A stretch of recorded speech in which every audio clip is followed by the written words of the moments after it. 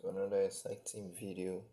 In today's video, we will be looking on how to reduce and increase size of picture on our system without turning on your data. So all you have to do is open the picture you want to use, press on the three dot icon and resize the image. Then choose it on percentage.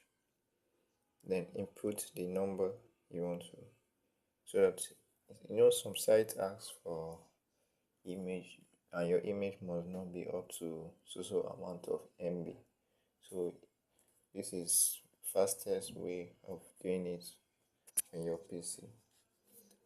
Thank you for watching. Please do make sure to like and subscribe for more.